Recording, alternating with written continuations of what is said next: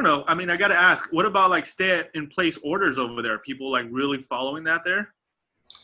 For the most part, yeah. And I think people are more likely to follow them. And well, first I'll say yes, but I think people are more likely to follow them because they're more in tune and open to kind of more of a controlling government, because that's something that they're used to. And they're open to that because they see that it works, and they take a lot of pride in, again, how orderly things are, how clean things are, how safe it is, how efficient everything runs.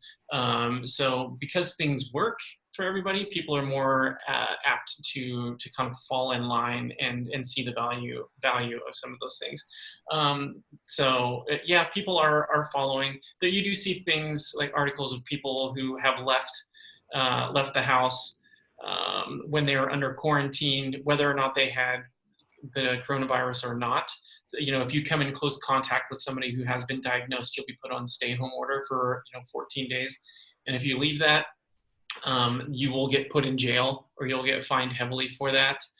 There was one guy who was not a citizen or a permanent resident, or he was a permanent resident. He was from another country, moved here, had been here for a long time, and got permanent resident status, which is kind of like getting your green card in the U.S. or something like that, getting your citizenship. He left his house for a few hours while he was on stay-at-home orders. The government stripped him of his permanent resident status and shipped him back to where he was from. Oh, so shit. they don't fuck around with that stuff at all. Damn. Yeah. Well, you know what? I guess we skipped a section. So you move to Singapore to start a new life. You do this research. You do all this shit to get your dog over there. And you get there, and we fucking get hit with this crazy pandemic that just basically flipped the world upside down, man. I mean, how was that between you and your wife and that whole reaction? Well, yeah, the thing was, like, the toughest part was finding a job, right? Like, I moved out here. I quit my job in San Francisco. She had a job out here, thankfully. But then, when I moved out here, I didn't have a job. And, it took the first, I just gone through the holidays, packed up our entire apartment, put everything in storage, moved things to my parents' place, got everything, stacked away, and then took our dog, went through that whole ordeal, and then moved all the way across the country, and then landed on January 6th. And then, so after all of that, I was like, all right, I'm going to take a week off, just kind of chill out after going through all that, and then I'll start looking for a job. And then right when I start looking for a job, it's like, boom, coronavirus hits, the economy takes a hit, and nobody's hiring anymore, right? So it's just like, shit, like, this is a bad idea. Like, what timing, right? So that was definitely a struggle. Eventually it worked out. Things were just really slow. It's not like everybody stopped hiring 100%, but things were just moving a lot more slowly than they were previously. But other than that, things were going great. We were, exploring the country a whole bunch, but then slowly but surely other travel restrictions started getting put in place, right? And one of the main reasons we chose Singapore was so that we could jump off to other countries nearby, Indonesia, Thailand, Vietnam, Malaysia and stuff, places that are really easy to get to within a 2-hour flight. You can do a short haul flight and go and explore a completely different place. But now all of a sudden it's like, you can go to these countries, Singapore says, but when you return, you got to go into a 14-day quarantine. That was one of the first, regulations put in place. And then it was like, okay, now, then it was like, okay, now not just Southeast Asia.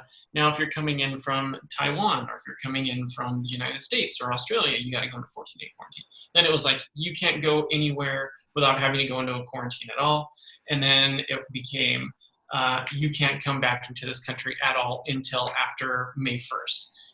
And then that just got extended. Now it's June 1st. So there's no leaving and coming back at all unless you're a long-term, unless you're a permanent resident or a citizen. So the sucky part right now is that it kind of put a pause on our travel, which is a big thing we moved here for. But with good reason, and I'm sure it'll be lifted up pretty soon. So we'll get to that.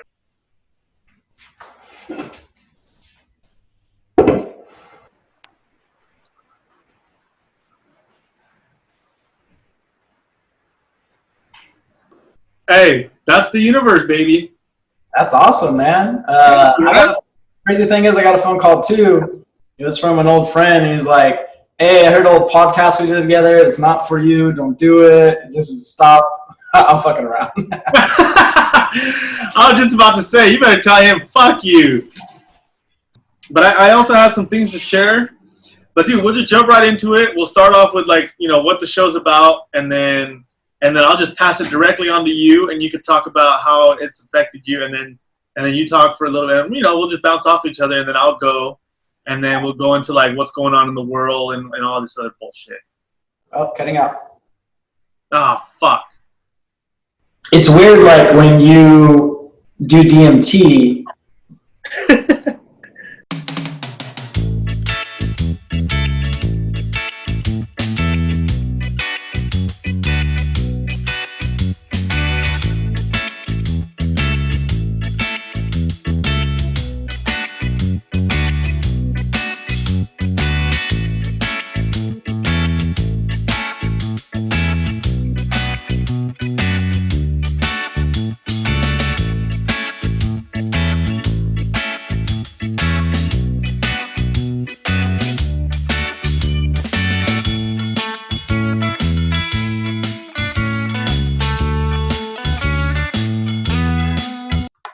Dude, don't you ever just watch Fox though? Like, I mean, I don't ever watch Fox, but I look at like stuff on Twitter and stuff, and like Instagram, like short videos. Like, I always think like, dude, there's got to be so many affairs. Like, dude, the women and men on there just seem so dirty. Like, they probably fucking each other all the time. And I was like, "Oh shit, this shit real." Like, I wasn't prepared. I thought it was gonna be like, dude. But it's like, what? And I was just like, and then like I was like, "Fuck, I gotta go next. I can't be a bitch."